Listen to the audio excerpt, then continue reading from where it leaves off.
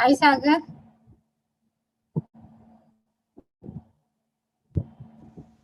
हाय ma'am, good evening. Good evening. Sagar, आवाज येतोय? हो, येतोय ma'am. Yes.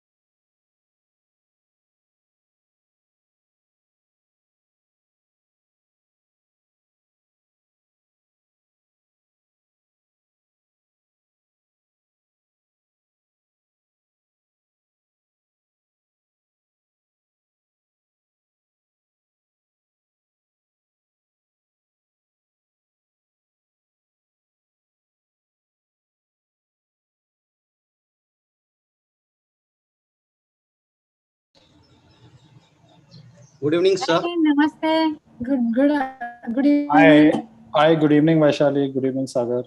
Hello, sir. How are you all? Good. Great. Sorry, I'm joining a little late. No, sir, on time actually. No. Perfect. I promised I'll join 5 minutes back, Yeah. but yeah, I just finished actually a couple of official meetings, so I've just got into this. So how's things? How's everyone? Everyone's at home? Yeah, Yeah. we are working from home and occasionally coming to the campus Yeah. whenever we have So it. you are in campus today, Dr. Vaishali. I am in a campus today. Okay. After a long time, in fact. Right. How are Great. you? Very well. All good. Hectic, but all good. Yeah. So is Dr. See, Salunke because joining?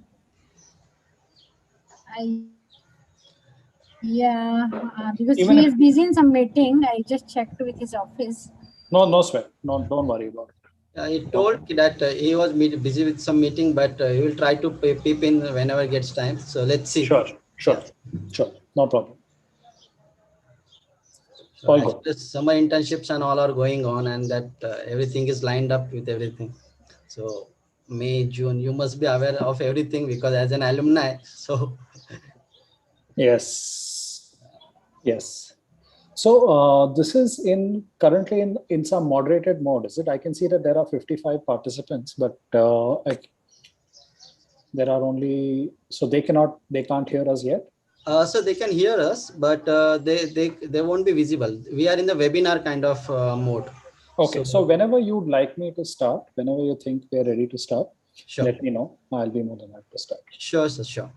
Yeah. See, because we are broadcasting it on our YouTube also. The students are facing some problem with sometimes with the Zoom and WebEx. So they are there on the YouTube channel also. So Right. let us wait for 2-3 more Right. minutes and we'll start on a time because. And how does interactivity work with this? Is there like so I normally when I take sessions, classroom sessions, I like to keep them as interactive as possible, and I encourage interruptions. I encourage questions even in the middle. I don't know how conducive the Zoom environment specifically in this case is to that. So are we allowing hands ups, raise hands? Are we taking questions? Does someone moderate that? Yes, sir. Certainly. So we will ask the students to put the questions in Q&A box, and whenever we are going to have a chat, then they can put in chat box whether they are agree to it or what are the questions or doubt they have. So we can have interaction, or they can raise the hand, then we can unmute them and they can just talk to us also. So Got we it. have that facility, and we will be moderating the same. Got it. No. Also, do you want me to do a simultaneous login from one more device? It's up to you, sir. It's up to you. However you are comfortable, it's okay. Because Not require exactly if you are confident about your bandwidth. No, it's not about bandwidth. I was only talking from the point that my presentation is will show up on my screen. So if people still want to see, a video of me as well simultaneously, that is where. Anyway, it doesn't matter. So your It's video up to will you. be If as you well want be to in just slide will use be. multiple device, then no problem for us. So I've just kept the Q&A. What I normally do is I have kept the Q&A box kind of open on a separate screen, and I will share one of my windows. Right? Sure. Sure, sir. Super. So guys, whenever you folks are ready, we can start.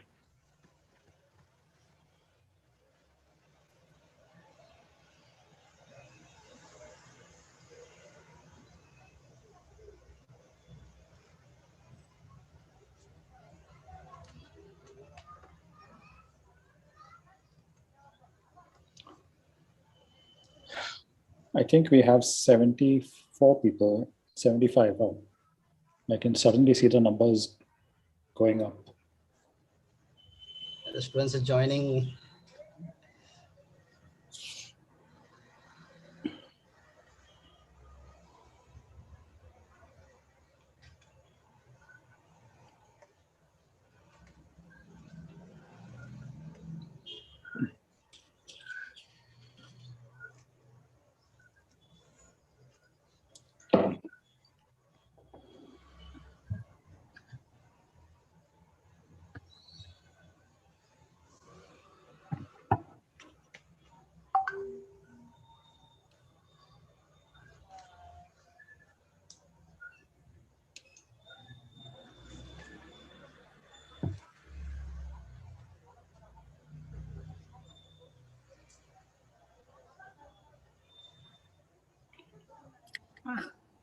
Sir, we can start now.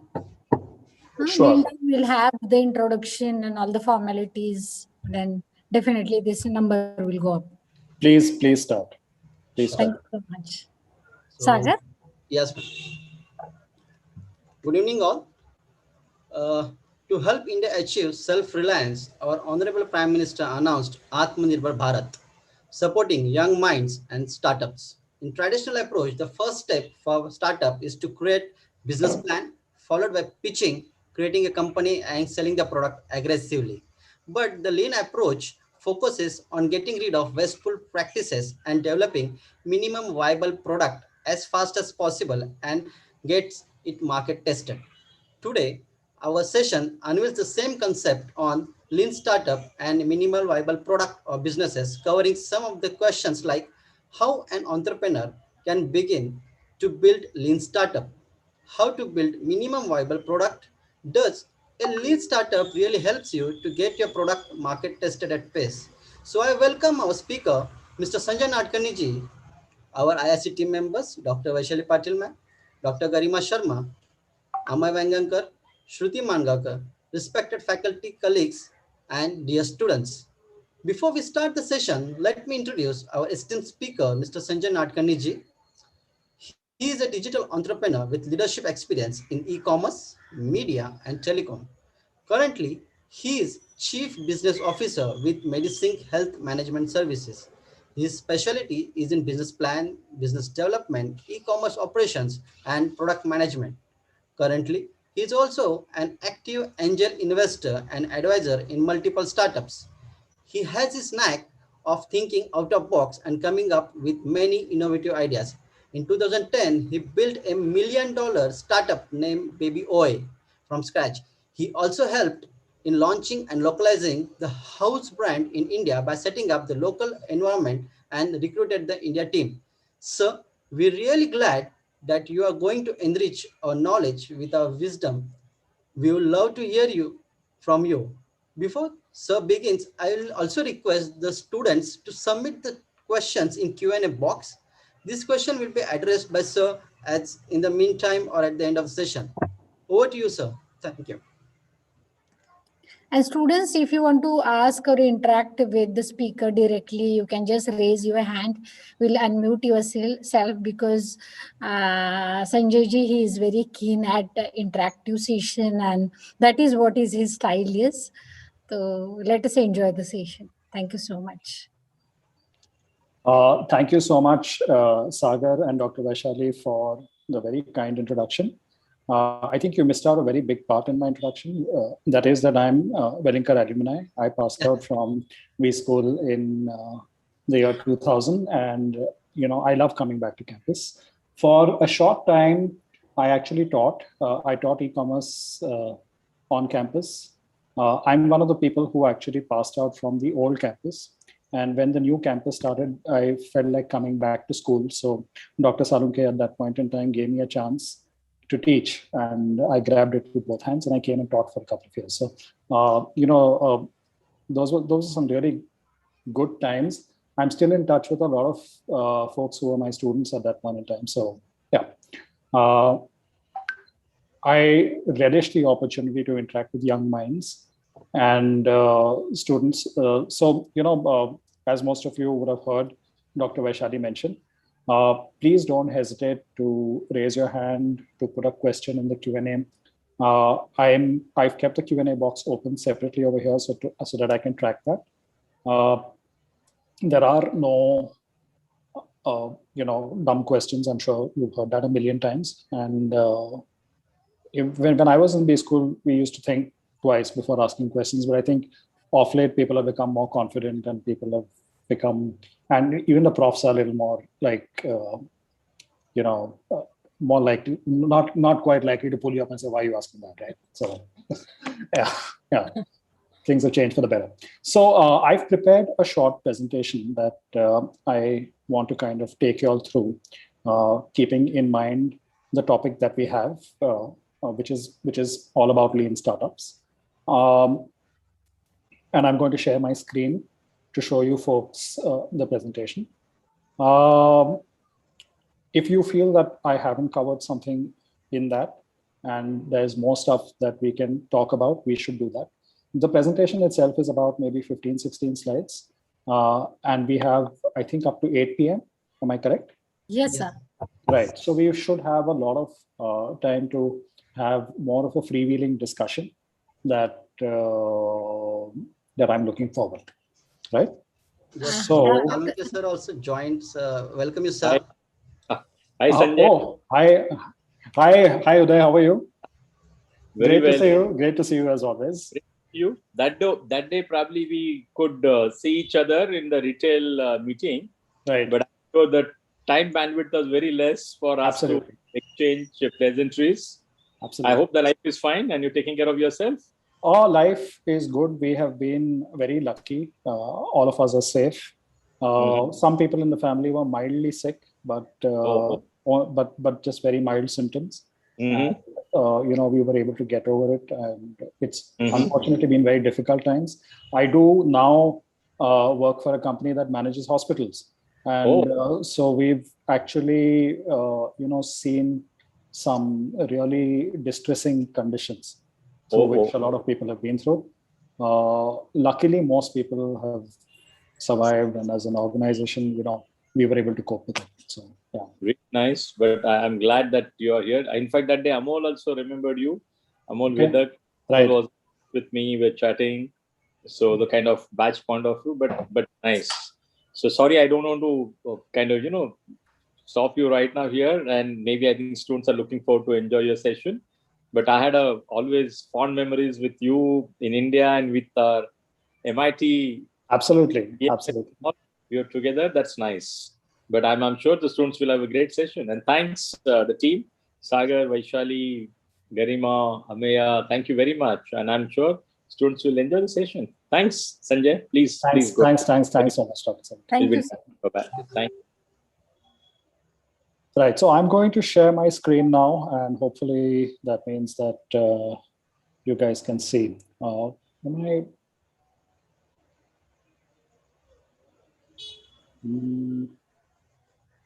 For some reason, I don't see the share screen. So it will be in the bottom task. Just check. I am looking at the bottom task. Just take this. Maybe I'm. Oh yeah. Okay. Yeah. Okay. Yeah. Next to chat. Got it. Yeah.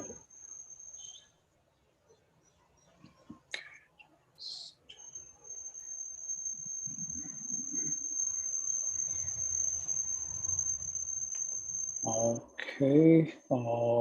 Yes, it's visible, sir. Yeah. Give me a minute. Yeah. I've got to still.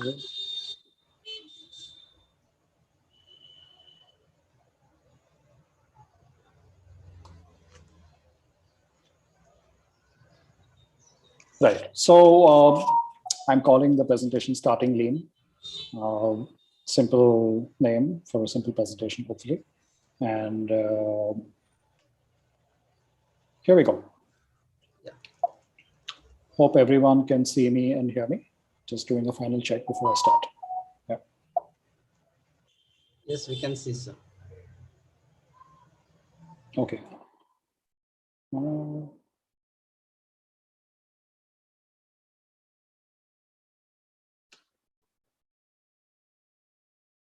Right. So this is what I'm planning to cover today. Before we actually talk about lean startups, I thought that we should just spend a little time talking about startups in general. And we'll kind of naturally take the conversation into what a lean startup is and why it's so relevant to consider working in a lean way, right? The one thing that I want to say upfront, and I will mention this possibly a few times as we speak today, that a lean startup is a coined phrase, but the whole lean methodology and entrepreneurship is a way of life, right? And if you want to be an entrepreneur, or if you want to be entrepreneurial in nature, basically using lean methodologies in any of your work-based challenges is always going to work in your favor, right? So that's that. We will cover an introduction. We will talk about lean startups. We'll talk about very briefly about a lean business plan. We'll talk about lean versus agile versus design, and we'll talk about going from prototype to MVP to commercial launch, right? Okay, so this is just a launch screen. Right, here we are. So the first thing is, how do you know that you are cut out for entrepreneurship? Are you someone who is looking at starting up? And I'm going to ask some very basic questions over here. You don't need to answer these questions, but if you feel that these questions can help you, great. So first, do you feel that you can positively change something by disrupting how it's done today? Do you feel that disruption is important? The second thing,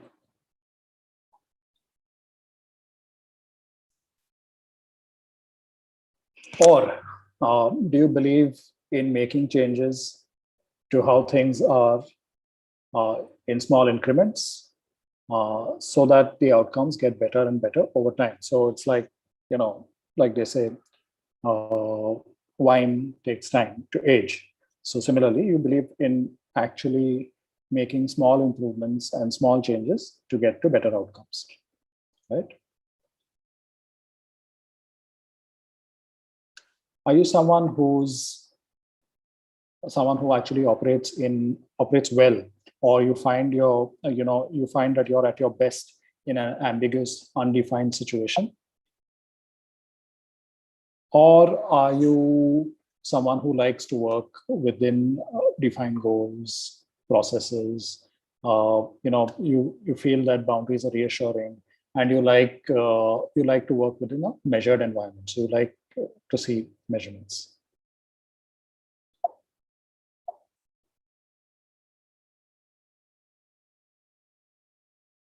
What do you really find most rewarding in a journey? Are you someone who likes taking risks? Or alternately, do you believe that rewards must be commensurate to efforts, right? So why am I asking these questions? I'm asking these questions because, the questions on the left in the yellow boxes basically tend to indicate that you are more likely to be entrepreneurial in your outlook. And the boxes on the right, are essentially for people who are more method oriented. And there is no, by the way, there's no good side or bad side about this. There's no positive side or negative side about this. It's about who you are and being able to discover what makes you perform at your best, right?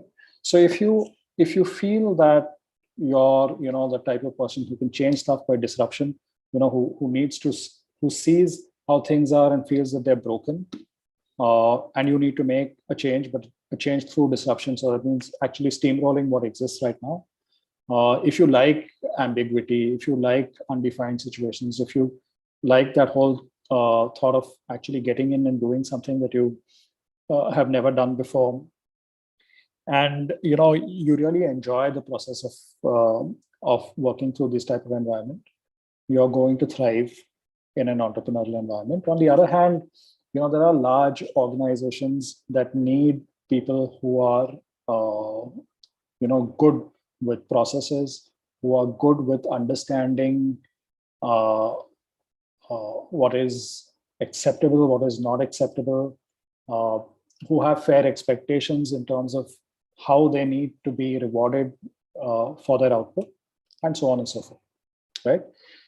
So this is stuff that you guys have been probably exposed to, but I thought I'll give you my perspective to what defines entrepreneurial spirit versus what defines more of a regimented approach.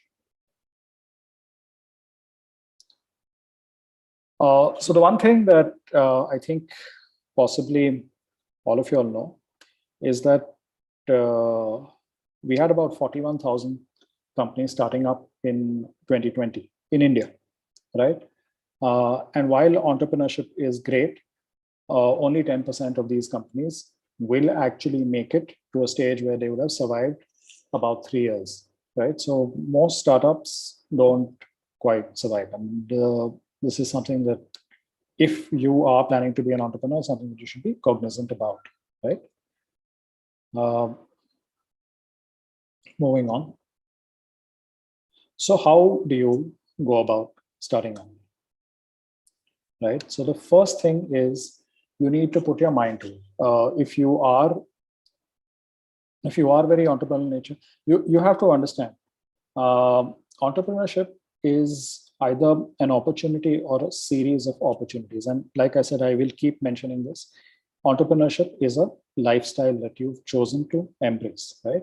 So when you look at when you look at an opportunity and you think about how you could potentially change the world with respect to that opportunity, that kind of gives you,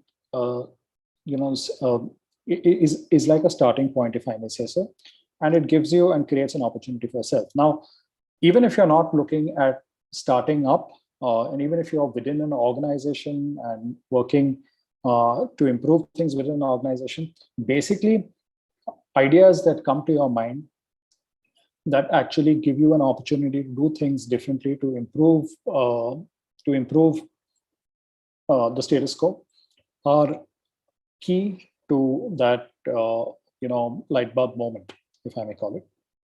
You then commit certain time and resources. So as an entrepreneur, or as anyone who's taking up any project, the first thing that you do internally is you basically commit to certain time and resources. So all of you have committed to being a part of an MBA course at V School, where you've committed 2 years of your life. It's a decision that you would not have taken lightly. It's a decision that you took with the clear expectation and belief that when you finish 2 years at Wellinger, you will be a better and more evolved individual from a professional sense. You'll be able to contribute more to society and all of that, right? With any project or with entrepreneurship, it's essentially the same commitment that you're looking to make. So when you decide to take up entrepreneurship in any area or a project of any time, you need to commit to that in terms of times and resources. And you need to do some amount of homework. You need to figure out whether your idea is genuinely a brainwave that can change the world, or after having gone through some amount of data, after having gone through some amount of information, you believe that it's either already been done, or perhaps maybe it's too early for its time, or whatever. So the first step, obviously, is thinking and putting your plans together, right? The next one is to socialize, right? By the way, I've seen and met a whole bunch of entrepreneurs who hate the idea of talking about what they want to do, and they believe they want to stay in stealth mode. They want to talk to as few people as possible. They want to sign NDAs and keep their ideas to themselves and keep it to a closed circle. So well, if you've got some great tech innovation which you think you need to patent first and then share with the world, that might be the way to go. But for most of us who are looking at businesses where you need consumer feedback, where you need user feedback, being able to socialize your ideas is actually very important. And when I say socialize, basically you want to be able to chat about what you have in mind with a whole bunch of people. So chat with people whom you trust. Look for co-founders. Doing something alone, whether it's a project or whether it's a startup, is difficult, cumbersome, and very demanding, right? Excite people with your idea. When you can excite others, others beyond yourself, you probably start realizing how much of an impact whatever you are planning to do can potentially have. Look for similar stuff, right? Invariably, you will always find something or the other similar in nature. Someone else has tried to execute something, not necessarily with the same perspective that you have, but in some way or the other. And start making some rudimentary plans with respect to what you want to do. You then, once you actually start making plans, you've got enough self-belief, you've found founders, you believe that you've got an exciting opportunity ahead of you, you start prototyping. So prototyping is building models for what you really intend to do. A prototype, and also called an MVP in some cases, and there is a little bit of difference, but for the sake of this conversation, it's not very large. You then need to build models about what you really want to grow and what you really want to change. And modeling helps you understand the nuances associated with that. It helps you understand at a very simplistic basis how people will react to what you're building. It helps you take feedback and make any changes. So you show it to prospective users, you hear what they have to say, and you make changes if you feel that that's necessary. And at this point in time, you get a sense of how viable what you're doing actually is, right? So you find out how viable it is. And finally, you launch. So launch is taking it to your customers and to your users. And this is the 4 simple steps. There are a lot of smaller, what I would call ancillary steps in the middle. How do I set up a company? How do I open bank accounts? How do I do stuff like that? I would suggest that you try to take away all of this noise, put yourself in a sandbox environment where you can build a prototype, expose your prototype to potential users, and then when you've come to a stage where you now want to take your product to a larger audience, you let all that noise in, right? So it's something that will actually help you focus on what you're doing. I've read a lot of articles from people, and most people tend to say that when you're starting up, just do 1 or 2 things, right? So in the US, by the way, there's this term that they say double down on what you're doing. So just do those 1 or 2 things so that you can actually put your best foot forward, and you actually build a really good prototype. That's something that's worth taking to the rest of your customers. So this is basically how a typical startup mindset works and the journey evolves. And from here, let's kind of look at a lean startup. So, keep it real, keep it simple, keep it honest, right?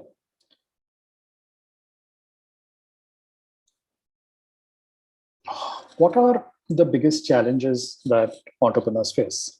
And I'm only going to talk about one because that is relevant to this conversation again. The biggest problem that most founders have is that they fall in love with their ideas and their plans, right? And because they are in love with their plans, they're very inflexible about them. They don't really know how these plans could, evolve, and they're so married to the idea of these plans that they are unable to actually make changes to these plans. They tend to use up all their resources chasing this one idea, and they're very inflexible about how they want to do things. So, they have such deep set belief in what they're doing. And don't misunderstand me. Having a goal is important, and having belief in your goals is even more important. But there are, like they say, many ways to skin a cat, right? So don't be focused on one path to getting there. And be more than willing to looking at how you would tweak things so that you can still meet your end objective. These folks, these people who fall in love with their plans and their ideas, typically don't pay attention to customer feedback, right? So the next point that I wanted to say, and this is where I'm stating this upfront, entrepreneurship is a way of life, right? As an entrepreneur, you have just one objective, that is to be successful in solving the problems that you went out to, that you're going after. Everything else is incidental, right? So don't fall in love with your plans. Don't fall in love with, some methods that you would have come across. You have to look at everything objectively and figure out whether it's working, things are working. So what is the lean methodology? Now, if you just spend some time looking at the diagram on the right, potentially many of you would have already seen this in some of your coursework, or you would have read about it. Essentially, the lean methodology says that you have to actually look at building, measuring, and learning as a cycle. And this cycle basically helps you to keep evaluating what you're doing. It helps you to keep understanding whether what you're building is genuinely going out and delivering on the promise that you made to yourself as an entrepreneur. So you said that you're going to solve a problem, you're going to make things better. Is your build actually doing that? You can figure this out only by making regular measurements, by learning from what you observe and from the data that is presented to you, and going back to the drawing board if you feel that you've not done a job that meets your own expectations. You have to meet your own expectations, you have to meet your customers' expectations, and the data needs to keep telling you that. So one of the first things is that the fundamental premise of the lean methodology is to understand the problem that you're solving, right? You've got an idea, you know what you want to do, but you'll be surprised at how broad a statement that is, right? You need to refine that, and you actually need to, you need to know to a detail exactly what you're going to do and how you're going to solve problems. And essentially, the lean methodology actually helps you do that. It helps you refine your problem statement to a point where you can now solve a problem for a larger population, for a set of people, for your users, for your consumers. So the fundamental premise to lean methodology is one that needs to understand the problem that they're trying to solve. The second is that the process of understanding is an iterative process, which means that you will try, you may have 20 builds, you may try 20 different things before you actually get to a stage where you have confidence in what you actually built. And until you have confidence, this confidence which is shown through your measurements, through your data, you shouldn't really be looking at commercially launching, right? And the third important thing over here is that you should fail fast, right? So failing fast actually helps you solve your problems faster. And when I say failing fast, it doesn't mean giving up on your project or giving up on what you're trying to build. It says that you tried one particular solution, you tried one particular way of doing it, you tried one particular build, and that didn't quite deliver up to expectations, right? So that is what I mean by failing fast. To go ahead a little. So what are the advantages of going lean? You learn what works versus what doesn't work. You're being objective, and because you're being objective, essentially you're being able to solve the problems that you're out to solve in the least amount of time, time being the key resource that's available to all of us, right? And you deploy the least amount of capital while you're building an MVP, right? And you keep your feet on the ground while doing all of this. The next point is, so how do you actually go about building a lean plan? And what is a lean plan? So I guess many of you or all of you over the last few months would have actually studied P&Ls, balance sheets, how to read them, how to read into the performance of a company. How do you know that the company is headed in the right direction? Do you know that company is being able to actually service a large set of people? And a lot of such stuff, which is required for larger organizations, because large organizations need to have the confidence of their employees, of their customers, of their investors, and everyone else in this, in the community, right? But when you're a startup, you're the first guy, you've got to look in the mirror and figure out whether you are confident in what you're doing. And so you shouldn't really be looking far out in the future. Don't look at a 5-year plan. Don't even look at a 3-year plan. Look at potentially the next 2 or 3 quarters in which you hope to survive and hope to have serviced your first set of consumers and hope to have got feedback by them. So focus on what you need to do to get from what I call from an MVP to product market fit. So product market fit is that stage where you now have confidence that there are a large number of people willing to take up a service that you're out to give. Let me give you an example, right? I've been working with a couple of my friends who started up about 3.5 years back. The space that they've started up in is in interviewing as a service, right? So they actually have a platform. The platform is a technology platform that allows large companies to outsource their interviews and their selection process to others. And when I say others, so what the platform has is it has the technology as well as it has a whole set of gig workers, that is people from different industries who are willing to come and conduct interviews.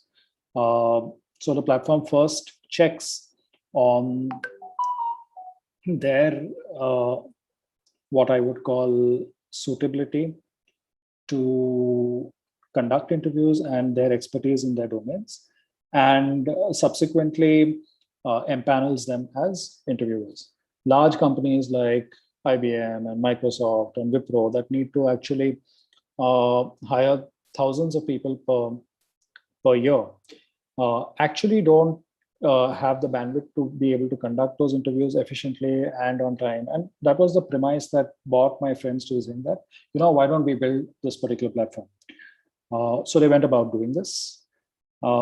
In the first couple of years, they built the technology, they built prototypes, they took it to their friends and said that, why don't you guys look at potentially interviewing people through our platform?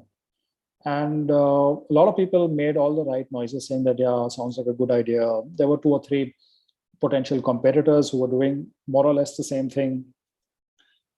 And, even after a couple of years, a lot of people told them that it isn't quite right, right?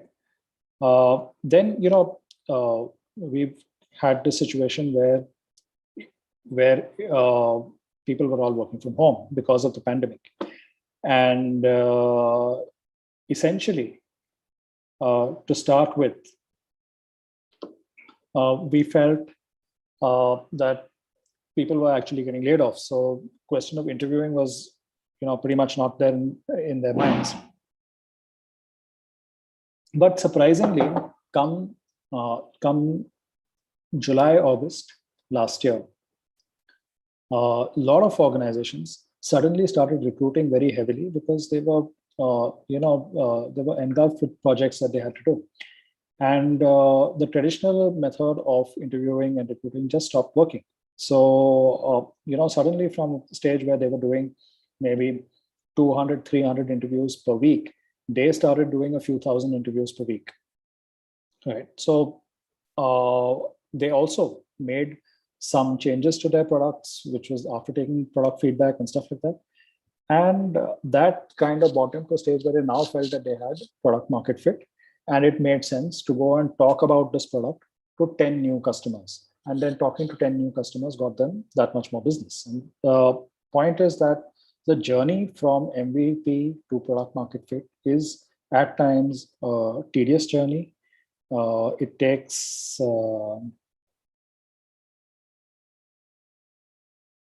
time to get to that, right? When you're actually at the prototype or the MVP stage, you're not really looking at revenue and profitability. You are looking more at whether you've got something that has genuine utility, right? Like I said, you plan for the near term for either 3 months, 6 months, maximum a year in terms of what you'll need in terms of people, time, and capital, and focus on executing really well. Don't build long-term plans. If it does excite you to look at spreadsheets with a lot of numbers, by all means do that. But long-term plans at this point in time are pretty meaningless, right? You build long-term plans when you're at a point where you need to scale. The next point that we said we'll cover is what's the difference between design thinking versus lean versus agile. And I actually found this infographic on the net, which I think is pretty much self-explanatory. Basically, design thinking actually allows you to evaluate ideas. It actually helps you in terms of preparing what you need to do before you start any kind of execution at all, right? So design thinking actually helps you at a thought level itself kind of shortlist what you really want to do. It disqualifies things that you feel you should not do, and helps you prioritize what you really want to do, right?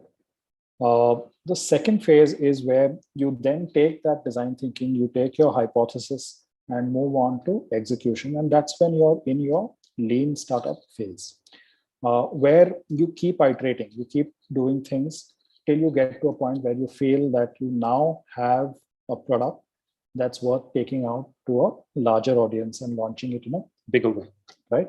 And that's basically the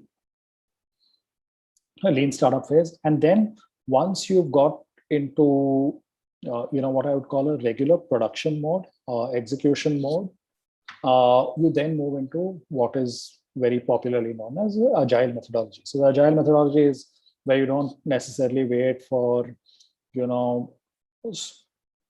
detailed, written out product requirement documents, which is then passed on from a product team to an engineering team and say that, okay, this is what we really want you to build.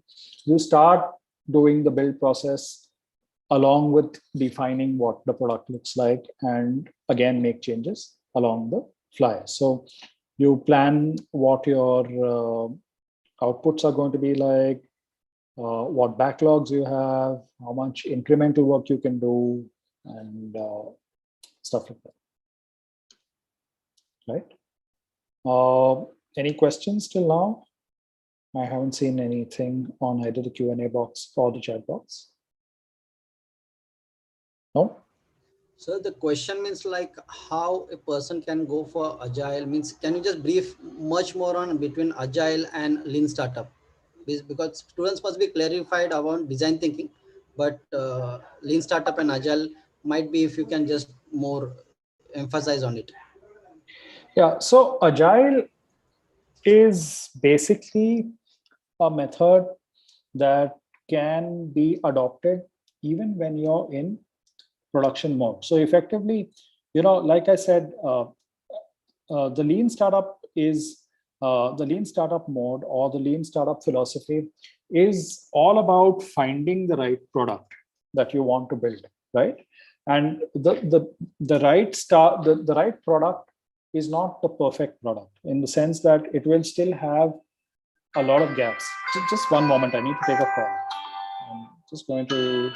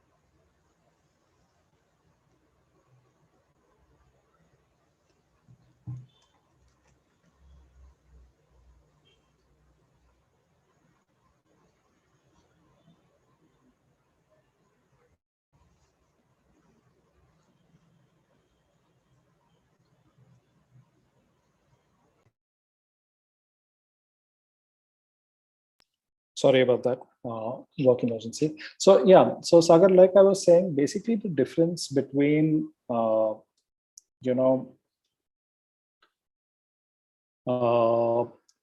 agile and a lean startup is that lean startup is still at that stage where you're not 100% sure that you want to launch, whether you want to go ahead, whether you've got all the information that you need to create the correct product, and you keep iterating till you get to that specific stage. Versus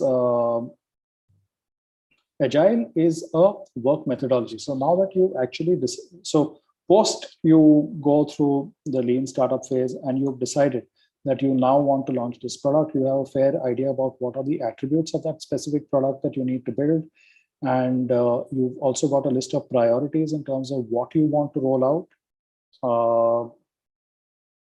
For example, you may decide that your product needs to be launched in certain cities, or you may decide that your product needs to have certain features. So you've set out all that. The lean methodology then actually allows you to launch, agile methodology actually allows you to put all that out. Just one moment, sorry, I need to.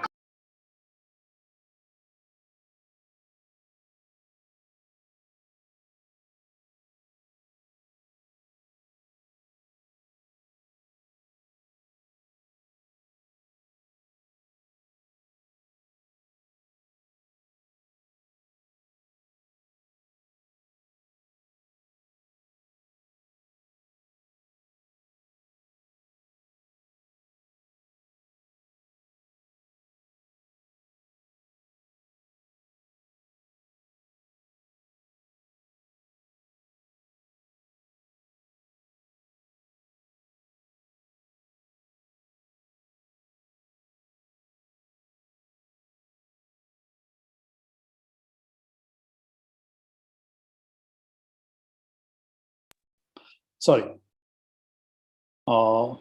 Yeah, so the difference is that you start adopting the agile methodology only when you get to a stage where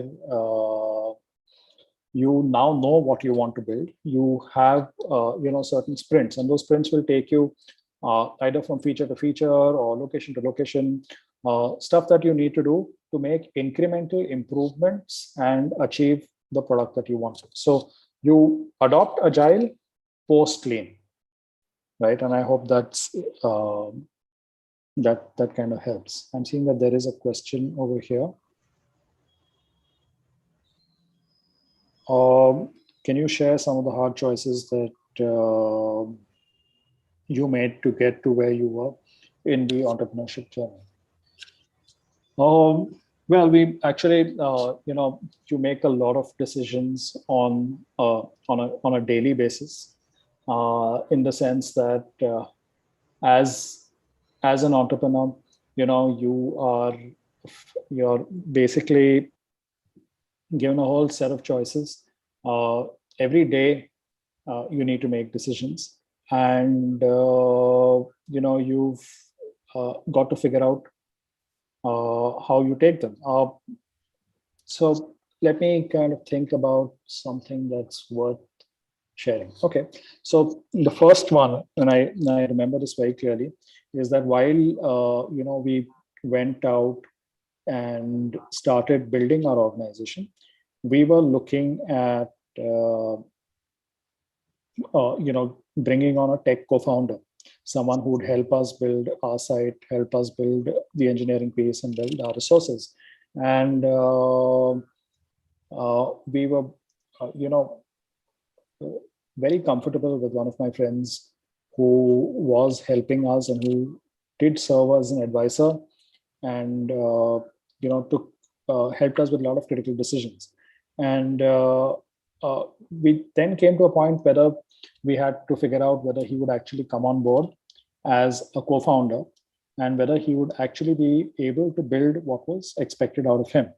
After a long series of chats, we figured out that we would actually have to outsource a lot of work, even if we did work with him. And so we chose not to actually work with him, right? that's one. Second one was, when we were actually doing our first fundraise, we had offers from a lot of potential angel investors, and we had some offers from some funds as well. And one of the angels actually put a gun to my head and said that if you don't decide today, then I'm withdrawing my offer. I, of course, chose to decide to not take money from that specific angel, but it was a difficult decision that we had to actually take.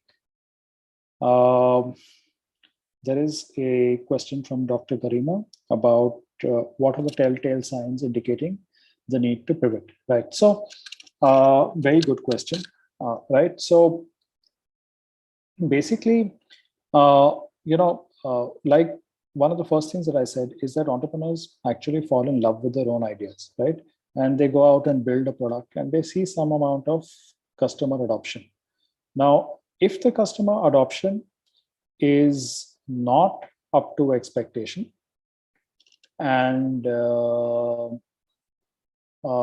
effectively you don't really have a product that has product market fit, and you don't have enough customers telling you that you have a product market fit, you might give yourself some amount of time saying that I need a little more time, I need more customers to try my service, I need to be able to figure out whether this product is good enough or not, which is fair. You can decide to give yourself a little more time, but at some point in time you will realize that that the user experience is not what it should be. There just aren't enough users. Acquiring users is potentially too expensive in this particular way, and you've come to the end of the road, or you're close to the end of the road in terms of resources available to you. Your own employees stop believing that your own employees, your co-founders, your people who are actually helping you build the product stop believing that the product can actually grow. And that's when you probably need to decide that you need to pivot. So either change the goal or you change the method in which you want to get to the goal. Right. So I'll just get back to the presentation. Yeah. And oops, there is another question from Dr. Rutu Gujarati. What is the difference between a product startup and a service startup? Well, I guess it's as simple as saying that the product startup gives you something tangible, whereas a service startup is a service. So products typically in in banking, in fintech, in hospitality, in medical services or healthcare tend to be service startups, and product startups are where you actually consume a particular product, whether you actually have something that you end up using. Other than that, there isn't much more. I would guess that product startups would mean that you need to have some amount of actual product expertise. For example, if you want to build an IoT-based product, you need to have some amount of expertise in those products as well.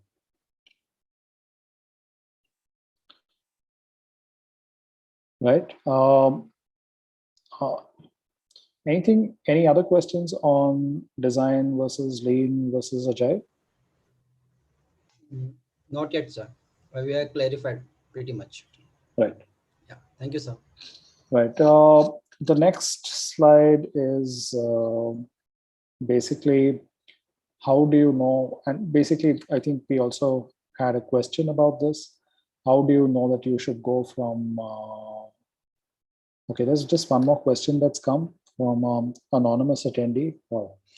So what is the minimum and maximum time that a startup needs to give itself before declaring itself a success or a failure? Well, here's the thing. You don't declare yourself a success if you're a startup. You are a success if you meet your customers' expectations. So customers will declare whether or not you are a success, right? And success is always relative. So some people will tell you that you are a success when you've got to a point that you're self-sustaining. And when I say self-sustaining, it means that you're not dependent on external capital, you're not dependent on any external resources that you cannot afford for making that work, right? So that's one of the ways where you know that you've kind of succeeded. When you say failure, and failure is the point of time in which the entrepreneur kind of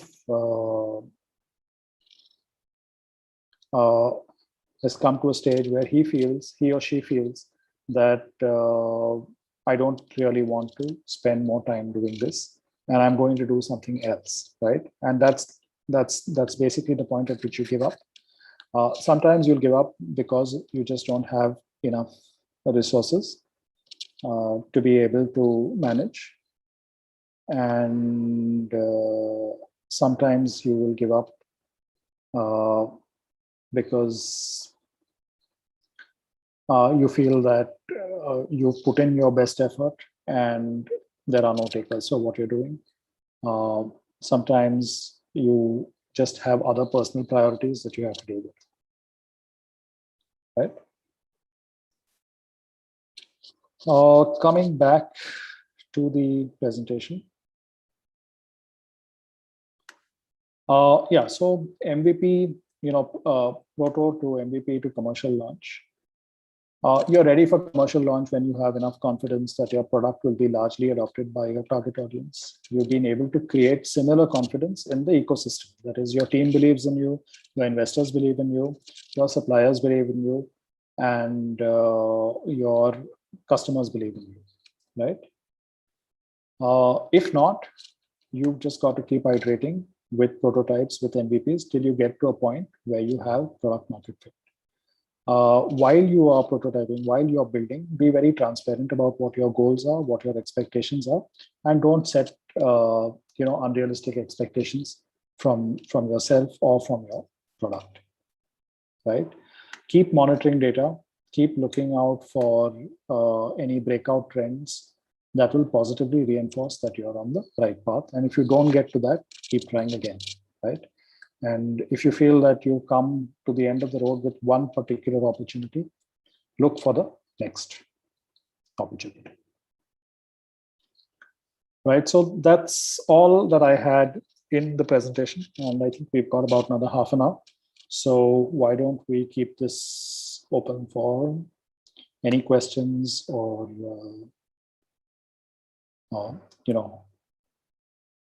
any other interaction that you folks would have in mind.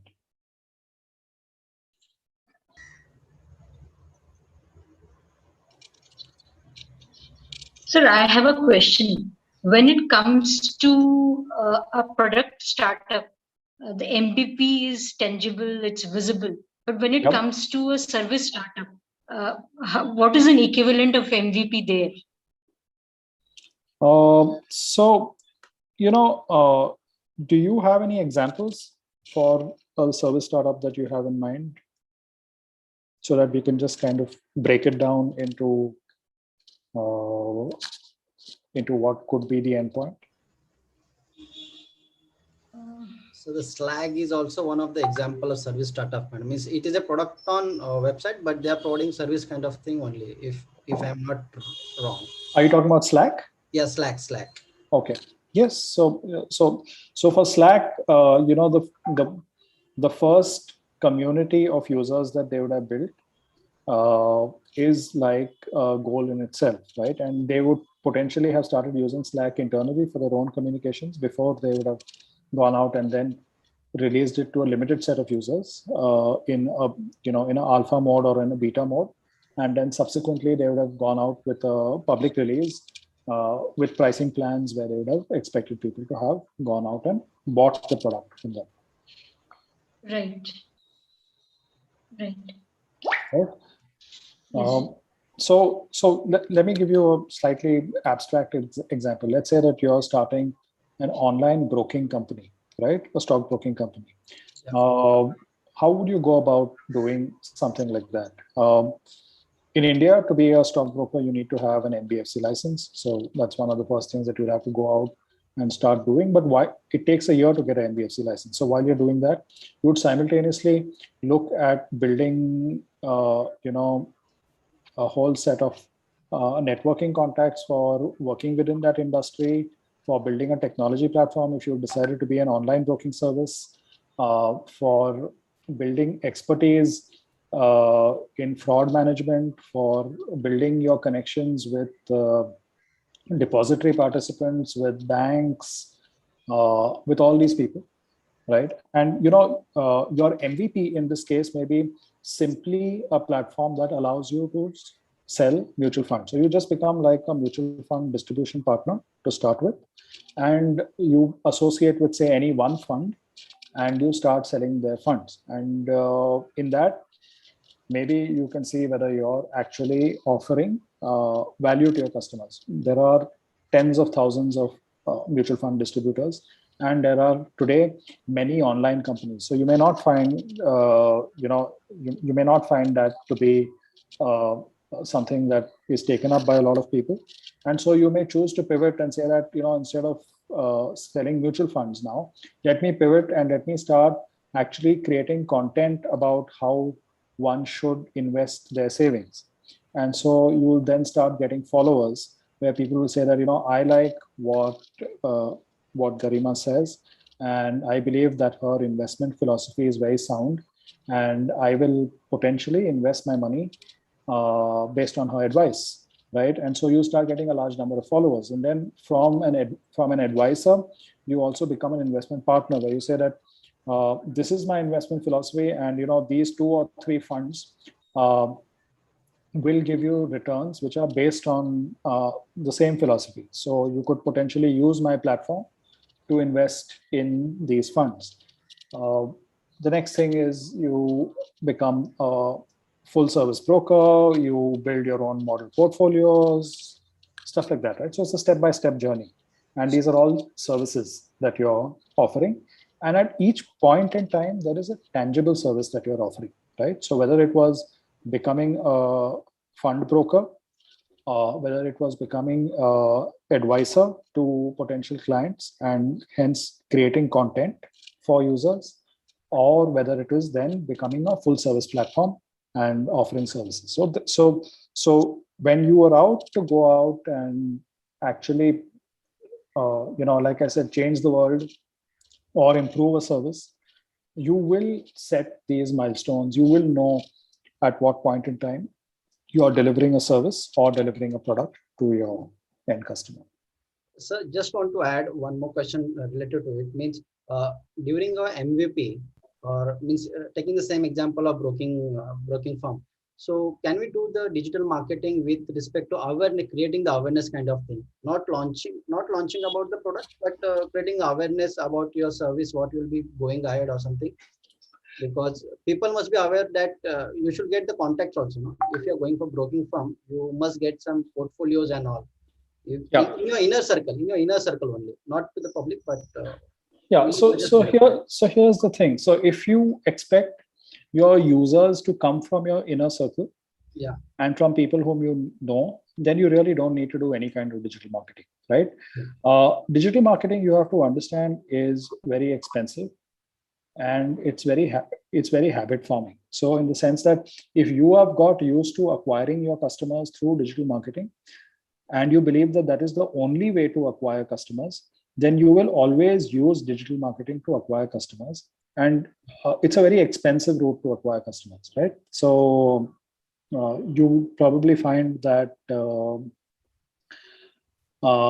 it might get you to a stage where your unit economics in terms of how much you spend to acquire a customer versus how much money you can make from the customer doesn't quite make sense. And I've not built a business case for for a brokerage business, so I'm not sure about how it works. But of course, so at an MVP stage or at a prototype stage, I would tend to say don't use don't really use digital marketing to acquire users, acquire customers. You can still go out and acquire maybe your first 100 or your first 1,000 or your first 5,000 customers, and you can spend some money on that. But it is probably one of the most expensive ways to consume your capital, right? You should, so typically people will always look at you being innovative enough to have found ways to acquire customers. Having said that, how you get people in as users is not really that important. If you have to go out and spend 1,000 rupees for acquiring a customer, and you have say 10 lakhs, so you can go and acquire 10,000 users or whatever through that, by all means do that. But if you don't have those type of resources, and you've got an acceptable number of customers, maybe 500, 600 customers, and those customers are happy with their experience on the platform, you've got your MVP. Yeah. Right? It's not the number of customers, it's the engagement amongst the customers that is more important. Yeah. Yes, I got it. So can you just throw some light with your baby OA company, means how it got started from scratch, and then how you started to convert into first cry to how you sell to Mahindra. So if you can just share your business entrepreneur journey.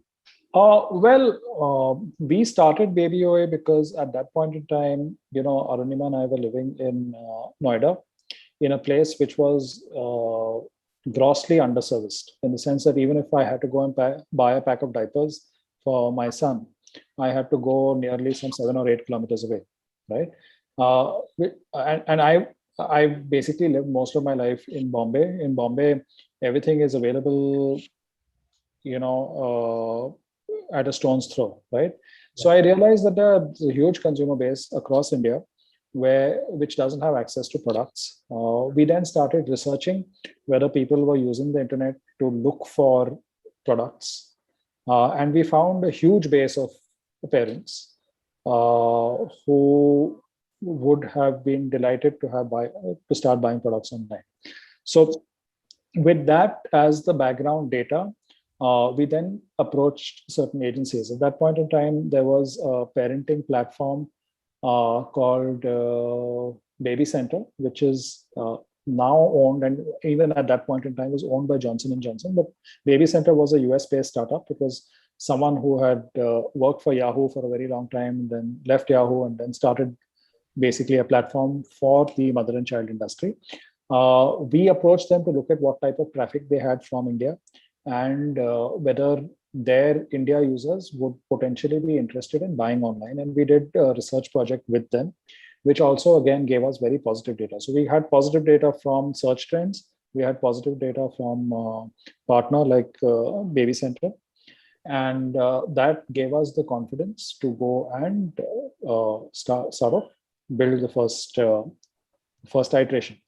So as first iteration, we took about 2.5 months to launch our store. We launched our store on a product called Magento. So Magento is a ready-made e-commerce platform, which we personalized for ourselves, and started acquiring our first customers. Believe it or not, our first customer was one of my classmates from Wellington, who said that, "Oh, Sanjay started, so I will buy." I didn't know he was very smart, because he bought a pack of diapers which was not available in the market at that point in time in Bombay. I was, of course, in Delhi at that point in time. And when we started, we held zero inventory, right? Because we didn't have the money to invest in buying or stock for large number of items. And if I remember correctly, on the day that we actually launched our store, we had about 6,000 SKUs listed, right? So there was no way that we could afford to buy even one unit of 6,000 SKUs and keep it in stock. We didn't have the space, we didn't have the capital available to us. So we had built a simple digital product. The idea was the moment an order comes, we had tie-ups with distributors who would give us the product, and then we would ship the product. And we had a shipping arrangement with the company. Now, my friend, like I said, chose this pack of diapers which wasn't available. We called up the distributor. Distributor says, sorry, I don't have it. And so we actually went looking around in shops in the neighborhood, bought it from a shop, bought it back, packed it, and shipped it, right? And from that being our first order to a stage where we grew to having 8 warehouses across the country, approximately 200,000 square feet of warehousing space, where we were servicing approximately 3,000 to 3,500 orders per day across these warehouses. Was a journey. So we built out technology, we built out operations, we built out fulfillment services. And one of the things that I said is we started with Magento. In a year, we dropped Magento and we had shifted to our own platform. People tried to sell us ERP packages. People tried to sell us invoicing packages. We looked at a lot of that. It didn't meet my expectations in terms of how we could actually service consumers. So we built a lot of this technology in-house. Again, by the time we got acquired by the Mahindras, we had approximately about 30 engineers working for us in our engineering team. And that's a very small engineering team, by the way. So with 30 engineers, there are very few projects that you can actually work on, specifically in a domain like e-commerce, right? You have to understand e-commerce is a large play. And for a large play, you need a large team and you need a lot of capital. We ended up ultimately selling to the Mahindras because we were looking at a large fundraise, which we were not able to do. And at that point in time, a partnership with the Mahindras seemed like the best option. And so we chose to take that up. So that was a little bit about the journey. Thank you. Thank you so much, sir. It was really enlightening one. Starting from scratch, and it will be really helpful for the current startup students who want to become an entrepreneur. But it will really help. Because right now only students are thinking about investors kidhar se, then how can I get the funding? Before getting into the idea and MVP, they are just thinking about the funding part. So this will really encourage them. Thank you, sir. Okay. So do we have now an entrepreneur? Yes. No, I was just wondering, do we have an entrepreneurship cell in the? Yes. Are there any live entrepreneurship startups which are actually there? Yes, sir. Every year we have 4 to 5 startups who are willing to do an entrepreneurial mindset, and we create this last year. Even though in the COVID we had 2 successful startups, this year also one of them, 13 of them are working under ESL, who tend to become entrepreneur. 4 or 5 are very much with their strong instinct to have created the outcome also. One is with agri-tech, with the hydroponics and all. He created his own village. And second is one mobility user like Uber, how it is going on. The second person is working on that. So yes, we have some of the kids who are working on the entrepreneurial projects. And we ourselves, means Garima ma'am, myself, Amay, we are taking care of entrepreneurship cell. Right. Great. Fantastic. Priya ma'am also joined it. Hi, Priya ma'am. Fantastic. Yeah. Great. Hello, Sanjay sir. How are you? Very well. Very well. If you remember, we spoke during the GDPI also. Thank you for making time.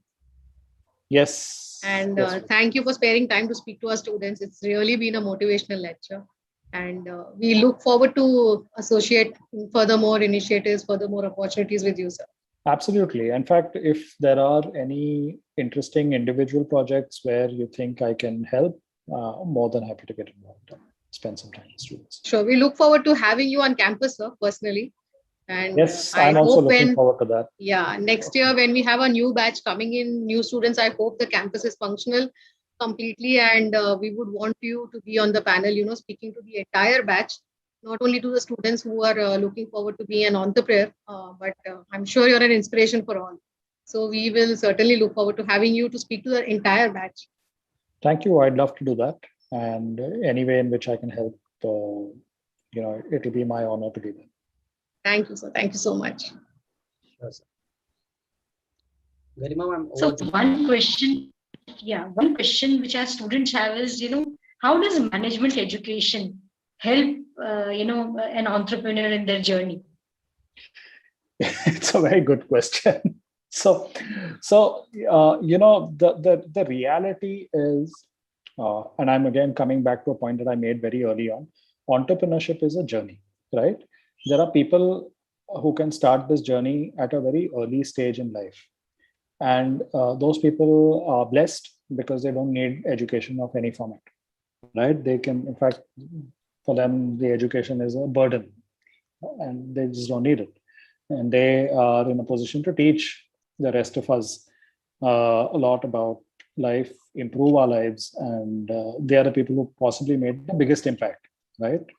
Going forward. Having said that, each one of us has a journey which involves, how you mature, how you grow, and how you learn, right? And to become an entrepreneur, you need to evolve in many ways, right? You need to be mature in your ability to communicate with people. You need to understand some amount of business basics, which is knowledge that could potentially come to you, and you need to interact with a community of like-minded people, which is basically your fellow students who can actually challenge you, right? And whether you do this in graduate school, whether you do this in during a postgraduate session, whether you do this as a part of a management education, is again an individual journey that is there for you. So today, I think the one thing that I would expect every educational institute to do, and this should basically start at the school level, is try and find out whether an individual is more inclined to be an entrepreneur or someone who's more inclined to work, in a set organization. And both these set of people have a contribution to make to society. And both of them, having said that, also need to still go through whatever formal education that they need. Somebody will, you don't need to be a qualified engineer to know how to code, for example, right? It's not like you have to be a computer science graduate to be a successful coder or a good coder. But for whatever reason, it is felt that most coders who are recruited are computer science graduates, or they've at least done BSc in IT or BCA or stuff like that. So I believe that essentially the label associated with a degree is not relevant to entrepreneurship, but your individual journey it takes you where you are. So at that, there is a point in time when you'll realize that you have the appetite to be an entrepreneur and you have the desire to be an entrepreneur. So there are many if I may use the term, sexy things about being an entrepreneur. Most of them are not even will not even apply for 1% of what you actually do, right? Entrepreneurs' work life is far more demanding than typically an employee's work life would be. And so there's a much larger commitment that is expected from you, and you have to be ready for those commitments. And whatever journey takes you to that path takes you to the path. If it means that you do a management education, so be the case. Okay, so this begs another question. There are entrepreneurs who have undertaken a solo journey, but there are many who have gotten on board, some team members, and together they come up with brilliant ideas, or they scale it up. So how do you strike those relationships? How do you find teammates, who will be there with your journey, who will, endure with you as you go through your ups and downs? Yeah. So how important is it? So you have to understand.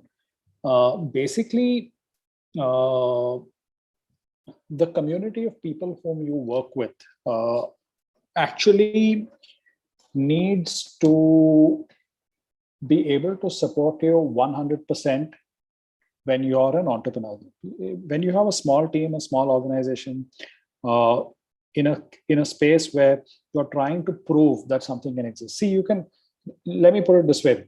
A small shop which has, say, a turnover of, say, 5-6 lakhs per month, right, and sells goods worth that much, and actually generates maybe profits or take home of 50,000-60,000 rupees per month, and is a set operation.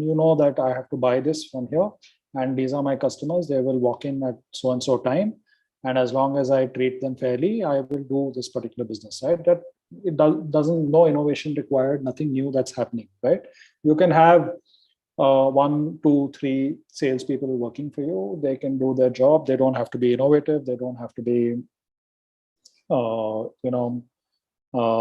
going beyond the call of their regular duties to do what they have to do. But let's say that you decide to open a new shop in a new place where you know nothing about that place, right?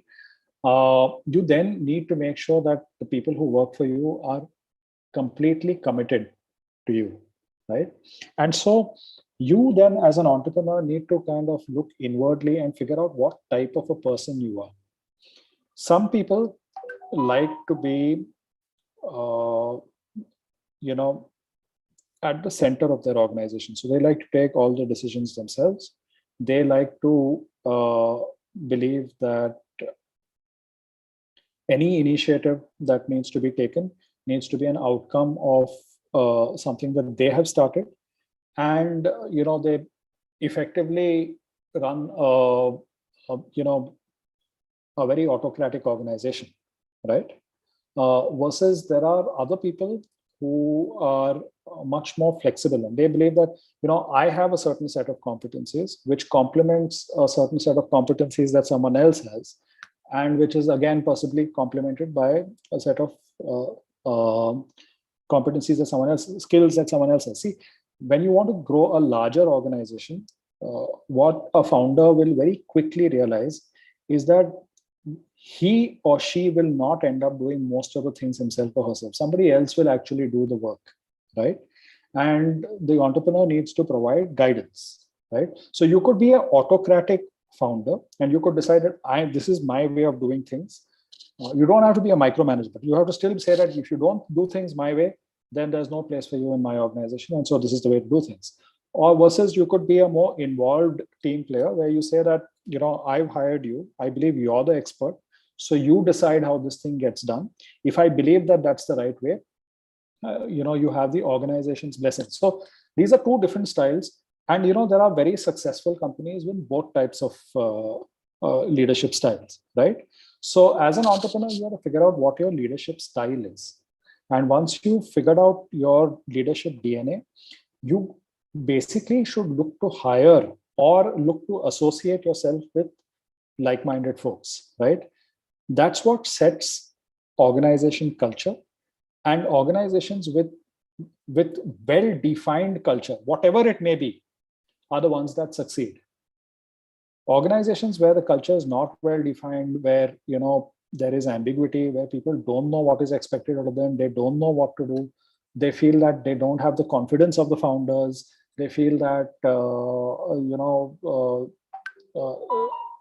they are being monitored in a way that they do that's kind of constricting to what they do, or overbearing.